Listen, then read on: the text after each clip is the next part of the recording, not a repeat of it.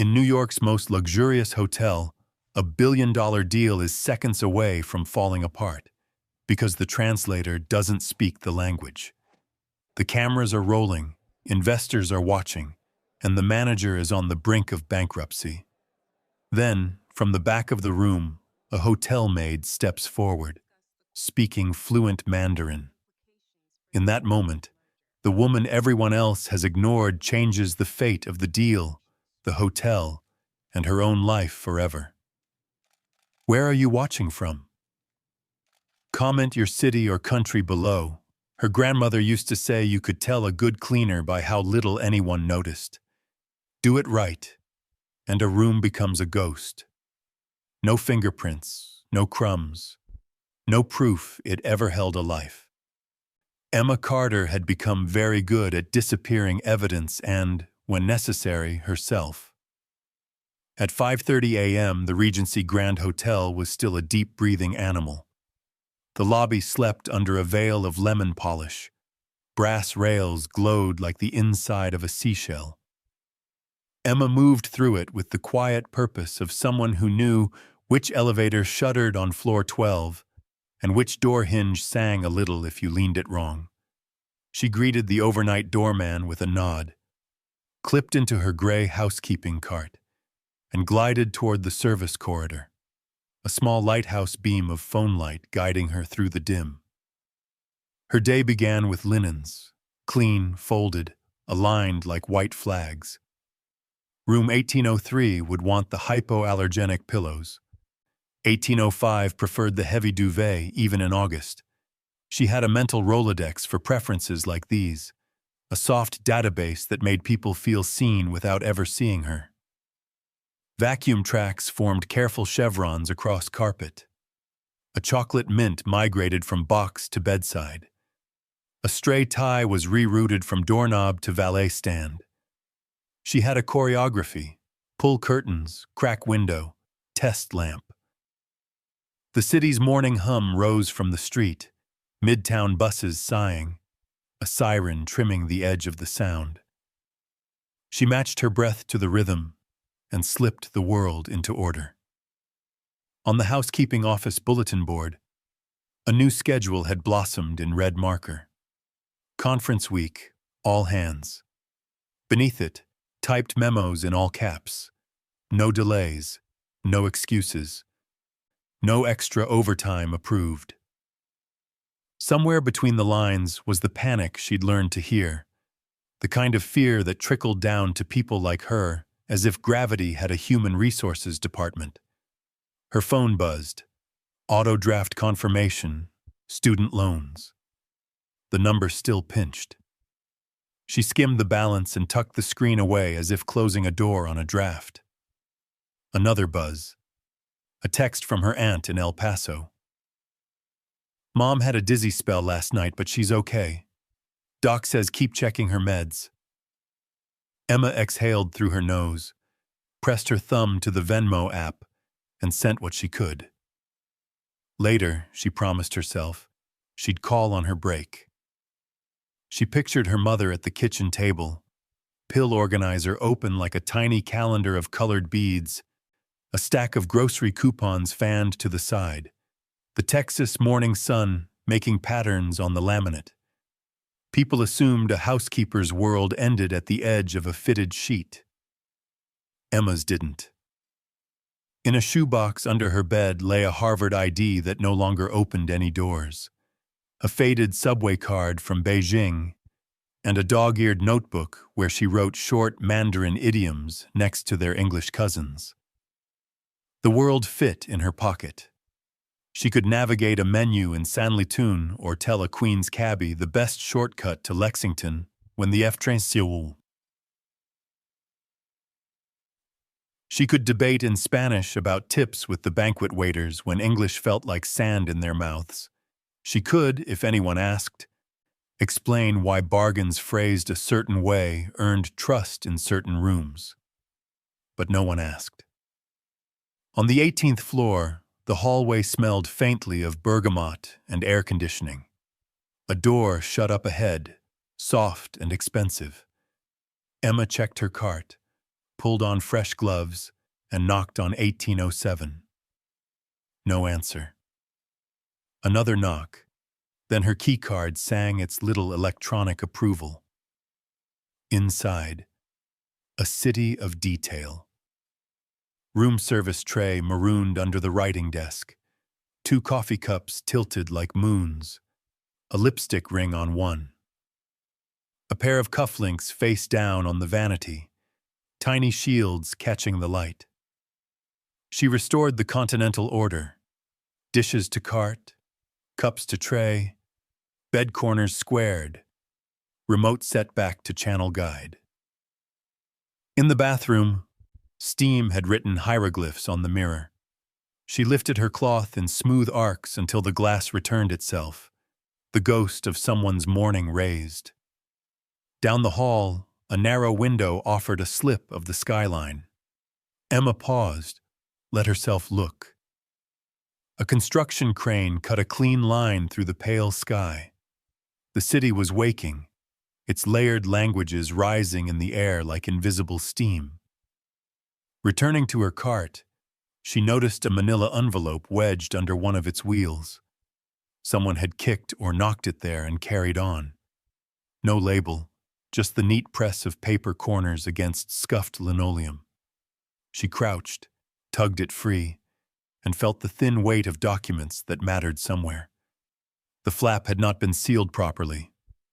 A small triangle of paper winked out like a tongue. She told herself she shouldn't. She told herself, too late, that she already had, because her fingers were in motion, the lid lifting by habit, the way you check an empty glass before you wash it. Inside, a stapled packet, confidential, International Investment Summit schedule. The header carried the Regency Grand letterhead and a list of rooms in tight font. Ballroom, terrace salon, Windsor suite. She recognized the columns the way a chef recognizes a recipe. Dates, hours, intake, prep, service. Keynote addresses, closed-door sessions, translation requirements, names. A bold-faced line toward the bottom. Meeting, V, Zhang, Hale, board, 11:30 a.m., Terrace Salon B. Victor Zhang. She hadn't heard the name before, but the Chinese characters printed in smaller font alongside it were familiar. The strokes threading together with muscular grace. Next to translation, someone had typed TBD, then scribbled by hand. Freelance confirm. A note below in red, no delays. The mirrored sconce on the wall showed her face. Gloved hands, hair tucked in a neat coil, the hotel-issue cardigan that made everyone look like part of the same deck of cards. She felt the odd shift you get when an elevator starts moving under you, a sense that the floor is trying to change its mind. Conference week. All hands. No interpreter confirmed. There were a dozen ways that could go wrong, and one very simple way it didn't have to. She slid the documents back into the envelope and pressed the metal clasp flat, smoothing it as if she could erase the fact of her reading. She should drop it at the manager's office, she thought. The right thing. The safe thing. She swivel-rolled her cart toward the service elevator, the envelope tucked between fresh towels where no one would think to check. At the intersection of corridors, the hotel's arteries met, a brass-edged junction of staff moving fast enough to keep time from escaping. The banquet captain wheeled past with glassware stacked like a cathedral. A bellman jogged by with a garment bag, a tuxedo's black sleeve peeking like a secret. Emma eased to the side to let them through. A folded newspaper, abandoned atop the service bench, yelled, "Market surge on foreign capital rumors." The word foreign hung in the air longer than the others, like smoke catching in a throat.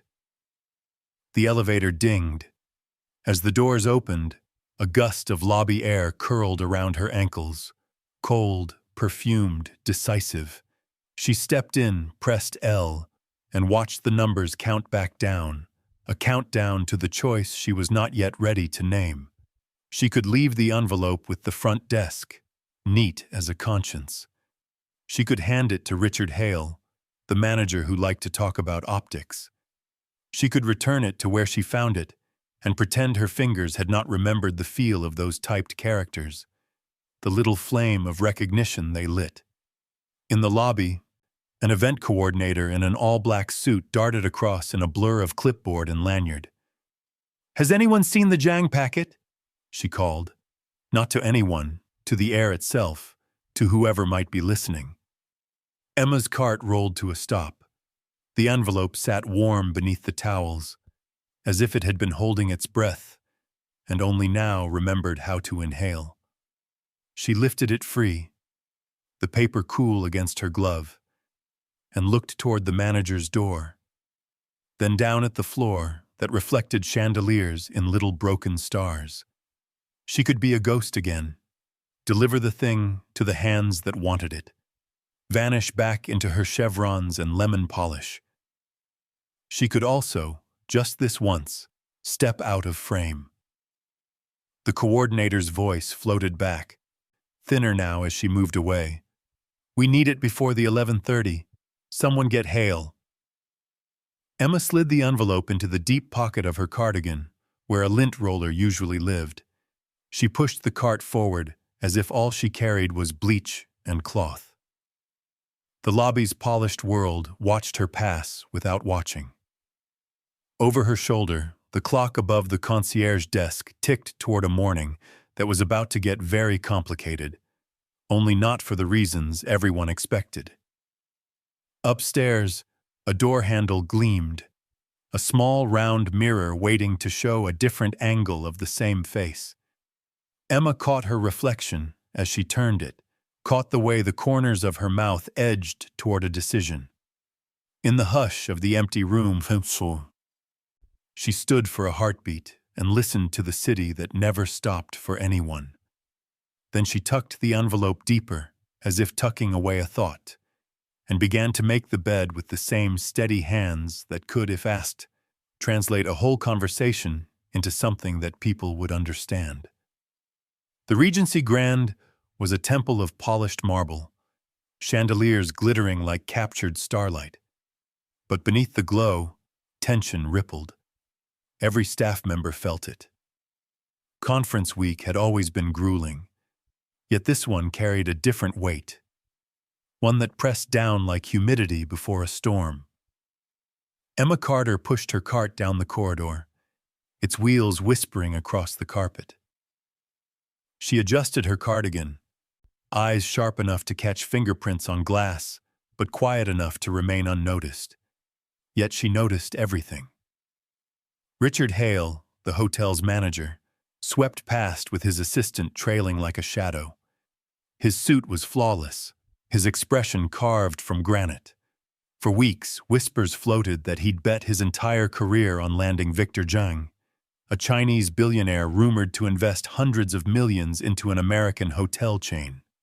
If the deal succeeded, Richard would rise. If it collapsed, he'd fall. In the staff room, posters barked professionalism at all times. Richard's voice carried through the wall as Emma slipped in to refill her supplies. He spoke fast, his tone dripping with fear disguised as authority. "This deal is bigger than all of you combined," he snapped at his assistant. "One mistake, one wrong impression, and I'm finished. Do you understand?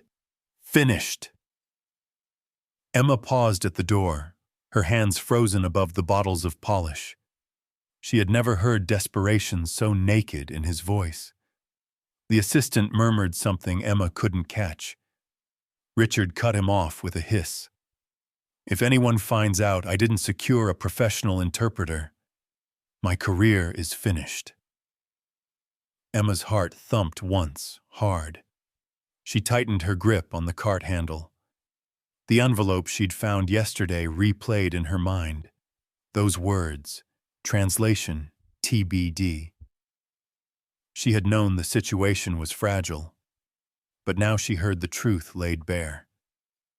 Richard had no safety net. Out in the hall, guests passed with briefcases and wheeled luggage, oblivious to the fragile thread holding the hotel together. Emma rolled her cart forward, a steady rhythm masking the storm inside her chest. The billionaire's arrival wasn't just a corporate matter, it was spectacle. News crews were already stationed outside, their cameras poised to catch every handshake. A failed translation would mean more than embarrassment. It would mean headlines, stocks shifting, Richard Hale destroyed in front of the world. Emma knew Mandarin well enough to hold a room. She'd studied it, lived it, breathed it during her months in Beijing.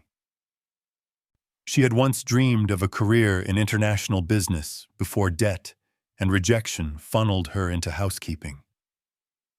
The memory of that rejection, the interviewer's polite smile as he told her she lacked luxury hotel experience, still stung like vinegar on skin. She thought of her mother in Texas, the pill organizer waiting for next week's refill, of her own bank account shrinking every time she sent money south, of how invisible she felt in these halls, moving silently behind her cart, while men in suits gambled millions overhead. Invisible didn't mean powerless. Not anymore. From behind, Maria, a fellow housekeeper, nudged her cart alongside Emma's. "Big day, huh? They say the billionaire arrives tomorrow morning." Emma forced a nod, eyes scanning the corridor where Richard's words still seemed to echo. She wanted to tell Maria what she'd heard, to share the burden, but the secret weighed too heavy. Instead, she kept her voice low, almost to herself. "If they go through with this," Emma murmured, "the deal is doomed." The wheels of her cart rolled forward, but her mind stayed behind, circling those words. She had no plan yet, no certainty of what she might do, only the creeping awareness that the choice would soon be hers. And somewhere in the glittering city, a billionaire's plane was already descending, ready to test whether the Regency Grand could rise or fall. The morning of the summit crept in under a gray New York sky. Outside the hotel, news vans parked like predators at the curb, their antennas stabbing at the clouds. Inside, the staff felt the pressure tighten like a belt with every tick of the lobby clock. Emma wheeled her cart through the back corridors, blending into the rhythm of hurried footsteps and clipped instructions. Her mind still replayed Richard's confession from yesterday, that there was no professional interpreter secured. She had whispered to Maria that the deal was doomed, but even Maria hadn't pressed for details. The silence of the staff was its own kind of survival. In the employee lounge, the tension was a living thing. A young waiter named Kevin fiddled nervously with his phone, showing a translation app to a colleague. "We could rehearse with this, just in case," he suggested, voice thin with anxiety. "It's not perfect, but maybe—" Before he could finish, Richard Hale stormed in. His shoes struck the tile like a gavel. "Absolutely not," he barked. "This is a luxury establishment, not a bargain cafe. Do your jobs and stay in your lane." Kevin's cheeks flushed red as he stuffed the phone back into his pocket. A few of the other staff lowered their eyes. The message was clear. Speak out of turn, and you'd be crushed. Emma stood near the doorway, watching. Richard's face was drawn, his tie a little too tight, as though he could strangle his fear with silk. His assistant trailed behind him, arms loaded with folders, nodding frantically at every word. Emma felt the heat rise inside her chest. She remembered another day, years ago, when she'd worn her best suit and sat across from a hotel HR panel. Her resume had glowed with Harvard credentials and foreign language skills. Yet the interviewer had smiled with cold politeness and said, "We're looking for someone with luxury hotel experience." As if wiping down guest rooms and learning to fold sheets into hospital corners made her less than the polished candidates who never carried debt in their lives. The rejection had stung, not just because it closed a door, but because it told her she was invisible. That no matter her talents, she would be measured by the mop in her hand, not the mind behind it. Now, watching Richard belittle Kevin, Emma felt the same bitterness creep up her throat. They were repeating the same mistakes, turning away the very skills that could save them.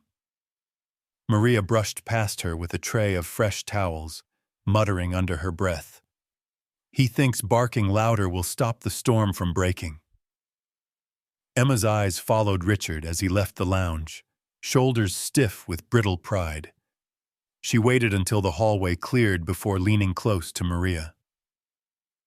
"If they go through with this," Emma whispered again, the words heavier now, "the deal is doomed." Maria frowned, studying her friend's face. "You know something, don't you?" Emma didn't answer. Instead, she gripped the cart handle until her knuckles whitened. The weight of the secret pressed down harder than any stack of linens. She could see the cracks forming already. The nervous waiter, the furious manager, the unprepared staff.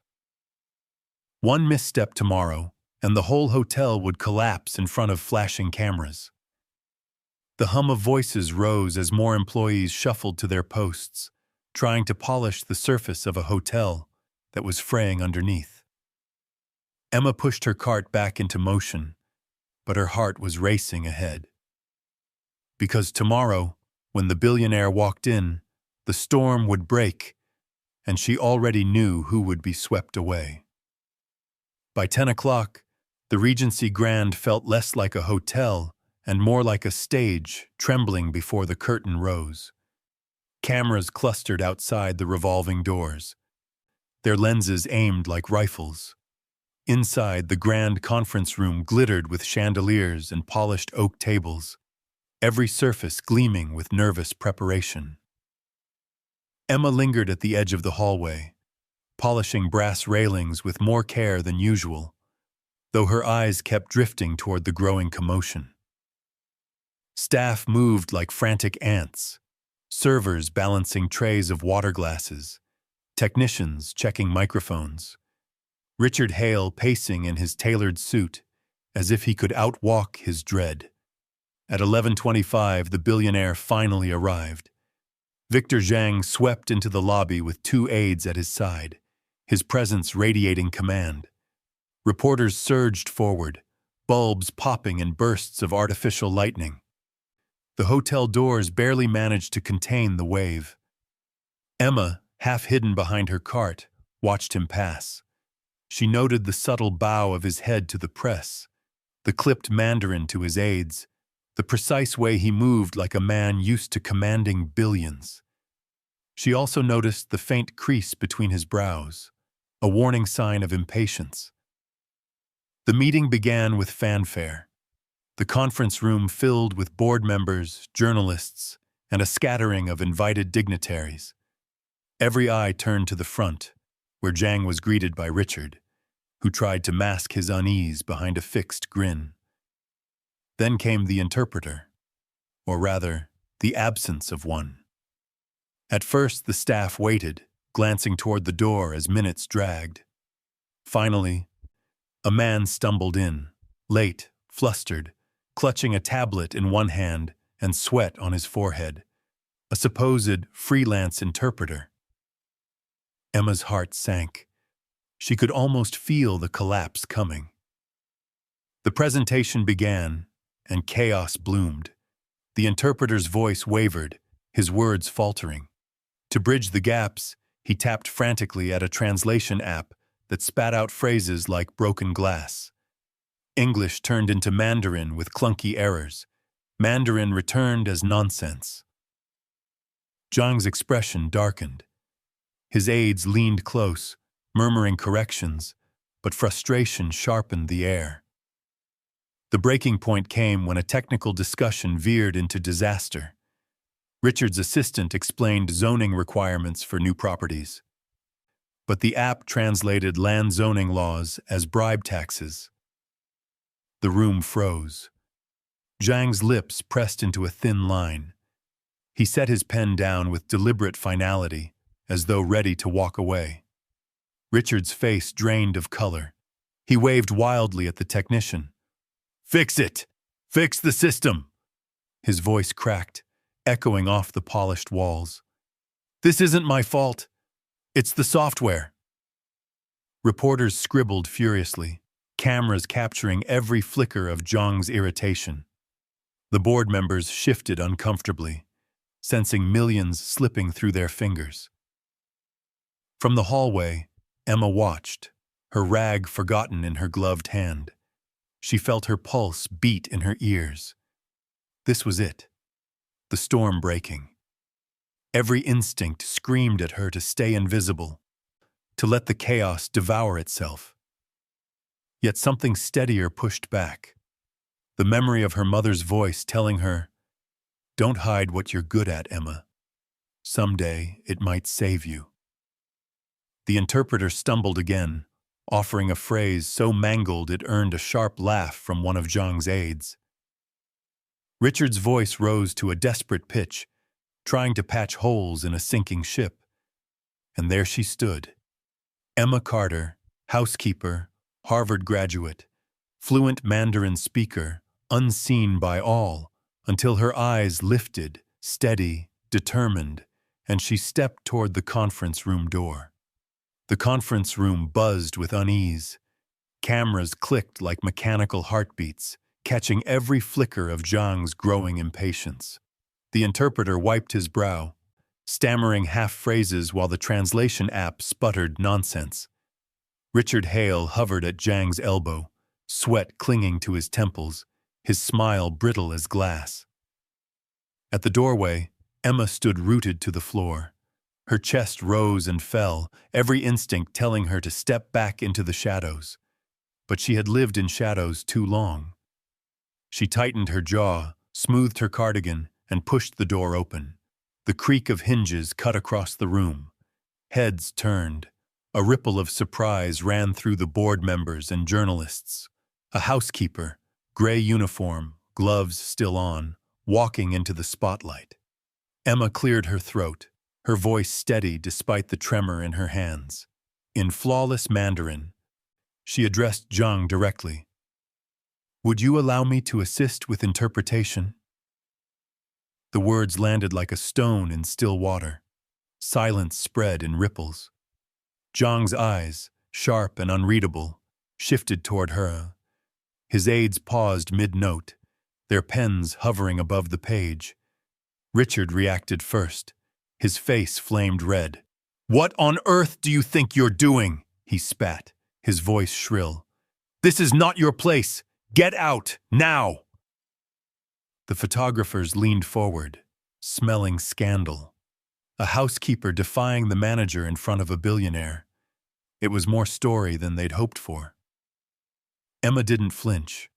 She kept her gaze fixed on Zhang. He studied her for a long moment, his expression unreadable, before lifting a single hand to silence Richard. The gesture was calm but absolute. "Stay," Zhang said in Mandarin. Gasps fluttered across the room. Emma stepped closer, her shoes whispering against the carpet. She clasped her hands in front of her to hide their tremor, but her voice remained steady, carrying the tone of someone who knew the language not just in words, but in rhythm and breath. Richard bristled, his jaw tightening. "This is absurd," he muttered in English. "She's a cleaner, not a linguist." But no one looked at him anymore. Zhang leaned back in his chair, eyes narrowing with a flicker of curiosity. Then, in deliberate Mandarin, he spoke a proverb, "Zi bao buju huo." Paper cannot wrap fire. The room held its breath. Reporters scribbled furiously, sensing a test. Emma let the phrase settle on her tongue. She answered in Mandarin, her tone even, almost soft. "A lie cannot be hidden for long. Truth, like fire, will always find its way through." For the first time that morning, Zhang's stern mouth curved into the shadow of a smile. He tapped his pen lightly against the table, as if acknowledging her reply. The air in the room shifted. Where there had been chaos, there was now possibility. Every camera focused on her, every ear tuned to her words. And in that fragile silence, Emma Carter, housekeeper of the Regency Grand, stood taller than she ever had before. For a moment, the room remained suspended in silence, the weight of Emma's words hanging like crystal under the chandeliers. Then Victor Zhang gave a short, low laugh, unexpected, genuine. He leaned forward, resting both elbows on the table, his sharp eyes never leaving Emma. "You understand not just the words," he said in Mandarin, his voice carrying authority, "but the meaning behind them." Emma bowed her head slightly, steady despite the pounding in her chest. "Language is more than translation," she replied. "It is context, history, and respect." The billionaire's aides exchanged glances. A reporter in the back adjusted his camera lens, sensing history in the making. Zhang gestured for her to continue. "Help us," he said simply. Emma moved closer to the table, pulling a chair back with quiet confidence. She sat down beside the fumbling freelance interpreter, who looked relieved to retreat into silence. Richard Hale, however, was anything but silent. His voice cracked like glass. "This is ridiculous! She's untrained. She doesn't belong here." Zhang raised a single hand, dismissing him without words. The authority in that small gesture left no room for protest. Richard's jaw worked as if chewing his rage, but he fell back, sweating under the gaze of the board and the press. Emma turned toward Zhang and his aides. The next discussion centered on financial projections, land zoning requirements, and community partnerships. Where the app and interpreter had stumbled, Emma cut through with precision. She clarified complex clauses, smoothing cultural misunderstandings before they ignited. At one point, Zhang's advisor asked about the city's restrictions on commercial development. Emma translated clearly, but then added in Mandarin, "The phrasing in English law sounds harsher than it is. It refers to permits, not bribes. The board intends full compliance." Zhang's stern face softened. He nodded slowly, appreciation flickering in his eyes. The tension in the room began to dissolve. Board members leaned forward again, their pens moving with purpose. Zhang's aides began to smile, even chuckle, as Emma bridged cultural gaps with ease. Richard sat stiff in his chair, sweat beading at his hairline. Each successful exchange was another blow, another reminder that the person he had overlooked was now saving the very deal his career depended on. A journalist at the back discreetly raised her phone, recording Emma as she spoke. Her fingers flew across the screen, drafting headlines before the meeting even ended. "Housekeeper saves multi-million-dollar deal." Emma didn't notice the recording. She was focused only on her task, the steady rhythm of listening, interpreting, and building a fragile bridge between worlds. For the first time in years, she felt seen, not as invisible labor, not as a mop in motion, but as herself. Zhang leaned back finally, folding his arms. "Impressive," he said in Mandarin. "Very impressive." Emma met his gaze, not with arrogance but with quiet strength. She had stepped into the storm, and instead of drowning, she had steadied the ship. The meeting dissolved in a chorus of polite applause, the tension broken as aides packed up folders and reporters hurried to file their stories. Zhang shook hands with the board, his expression unreadable but no longer impatient. Cameras flashed as he exited with his entourage, leaving behind a trail of speculation and relief. Emma slipped out quietly, heart still thudding. She had done what no one expected, what no one even allowed her to do. For a brief moment, she considered vanishing back into her gray uniform world, blending once more with carts and linens. But the gaze of half the room still clung to her, the woman who stepped out of the shadows and steadied millions. Backstage, near the service corridor, Richard Hale cornered her. His face was mottled red, his tie loosened, fury radiating like heat. "You humiliated me," he hissed, his voice sharp enough to cut. "In front of a billionaire, in front of the press. Do you have any idea what you've done?" Emma met his glare, hands clenched at her sides. "I saved the meeting," she said evenly. Richard stepped closer, his breath harsh. "You made me look weak. A housekeeper stepping into my boardroom.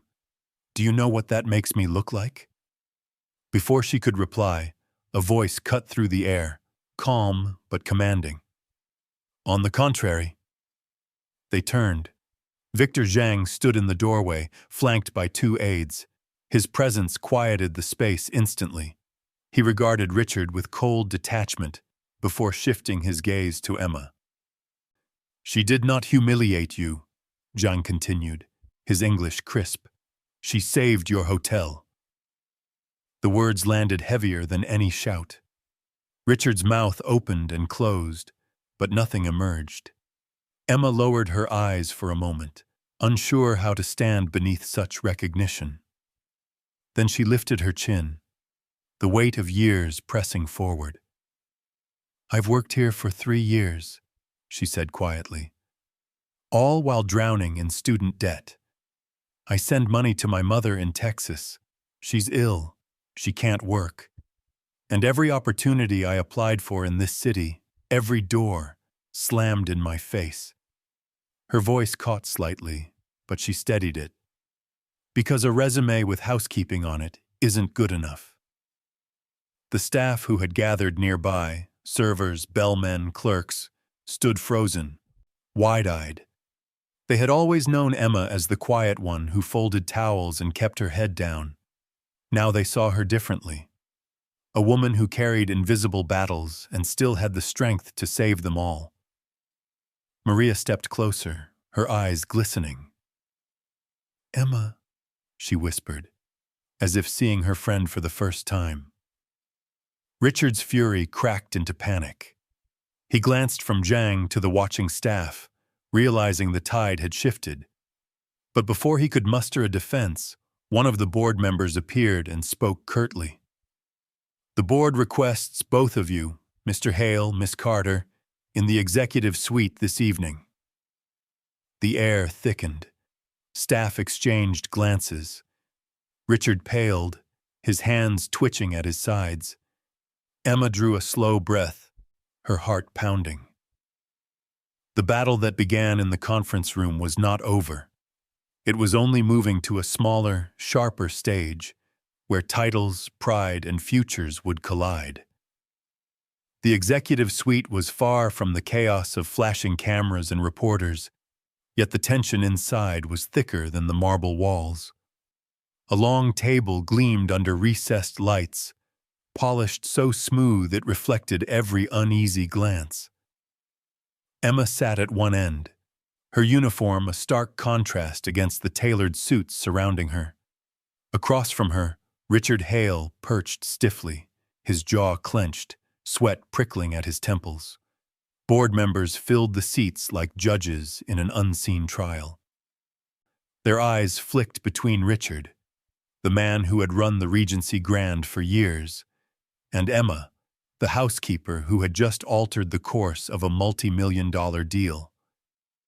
Richard struck first. His voice dripped disdain. "With all due respect, she's just a housekeeper. This," he waved a dismissive hand toward Emma, "was nothing more than a lucky interruption. I had everything under control." Murmurs ran down the table. A few board members frowned. Others shifted in their chairs, unconvinced. Emma remained still, her hands folded in her lap, though her heart thudded like a drum. Before anyone else could speak, the door opened. Victor Zhang entered, his presence filling the room with quiet command.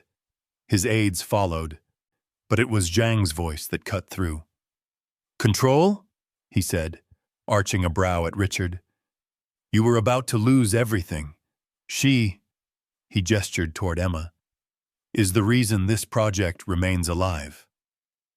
The room stilled. Richard swallowed hard, his protest dying on his tongue. Zhang turned toward the board, his tone even but resolute. "I will not invest hundreds of millions into an establishment that ignores talent. I want Emma Carter appointed as official advisor for this project. Her understanding of both cultures is what your hotel needs." Gasps rose, then whispers, a ripple of surprise darting around the table. The board chair adjusted his glasses, clearly weighing the words. Richard's face hardened, but panic flickered behind his eyes. "You can't be serious. She has no credentials, no position. This is absurd." Zhang's gaze sliced toward him. "What is absurd is that you could not recognize the skill already within your walls. True leadership sees talent, even when it wears a uniform." The words landed like a gavel. Several board members nodded slowly, their expressions shifting toward Emma. She felt the weight of their stares, but instead of shrinking, she sat a little straighter. For the first time, she was not invisible. The discussion turned practical. Contracts, roles, next steps. Richard's interruptions grew sharper, more desperate, but each one carried less weight than the last. Emma answered questions with calm precision, her voice steady even when her stomach churned. By the end of the meeting, the balance had shifted.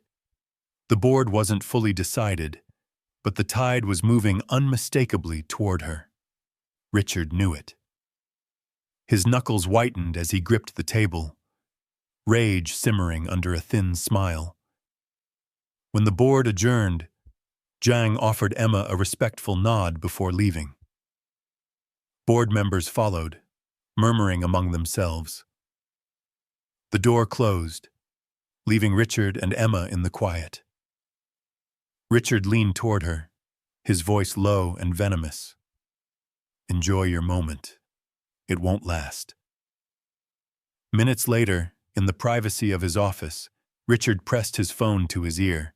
His voice was a hiss of desperation. "We need to find a way to get rid of her."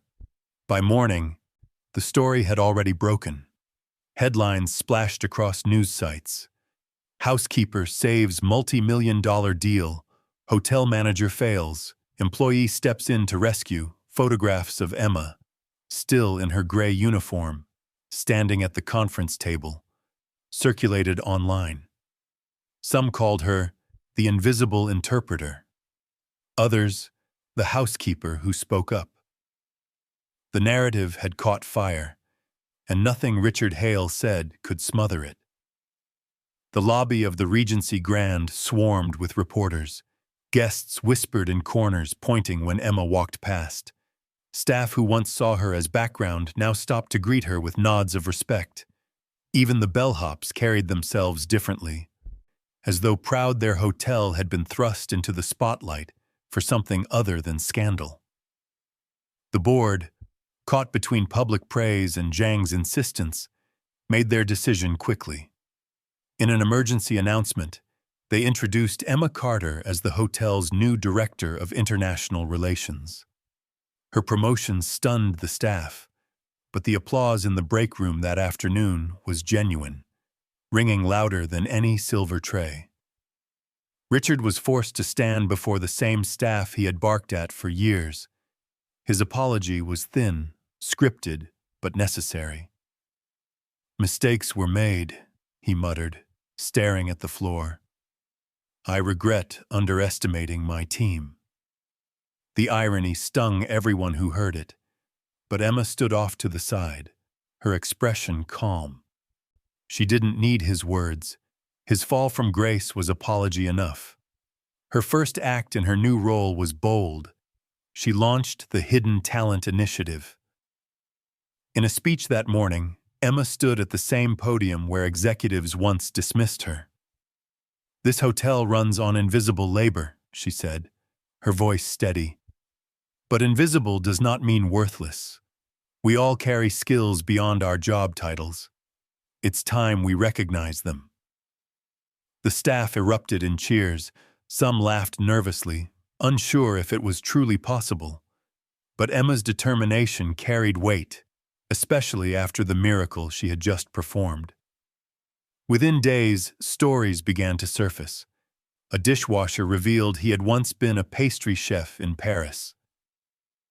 A security guard admitted he used to design software before immigration troubles forced him into uniform.